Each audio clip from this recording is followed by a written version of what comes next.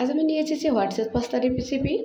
এখানে আমি সিদ্ধ পানি ফুটিয়ে নিয়েছি এবং এখানে হাফ চামচ পরিমাণ লবণ এবং রান্নার তেল দিয়ে আমি সুন্দর করে পানিকে মিশিয়ে নিচ্ছি।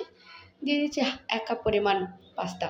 এটাকে দিয়ে আমি বয়েল করে নেবো 80% পর্যন্ত।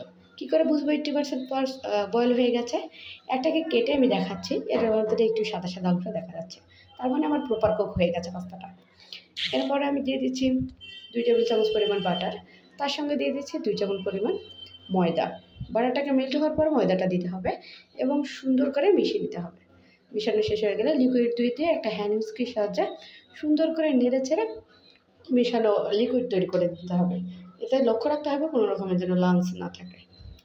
পাস্তাটা সসটা যখন এভাবে ফুটে উঠবে, ঠিক তখনই আমি এখানে দিয়ে দিচ্ছি হাফ চামচ পরিমাণ চিলি ফ্লেক্স।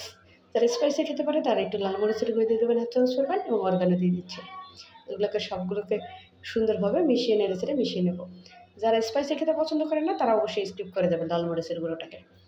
এখানে আমি পাস্তাটা এরকম ঝরঝরে থাকার একটা কারণ রয়েছে, সেটা হচ্ছে যখন আমি পাস্তায় পানি ঝরিয়ে নিয়েছি তখন আর রান্নার তেল দিয়ে এটাকে নেড়ে চেড়ে দ্রুত ঠান্ডা করে নিয়েছি।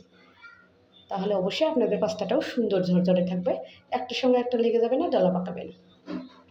সসের সাথে সুন্দর করে নেড়ে চেড়ে এটাকে মিশিয়ে দিচ্ছি। ব্যাস তৈরি হয়ে গেল আমার হোয়াইট সস পাস্তা। দেখতে যেমন টেস্টি হয়েছে, খেতেও কিন্তু ইয়ামি।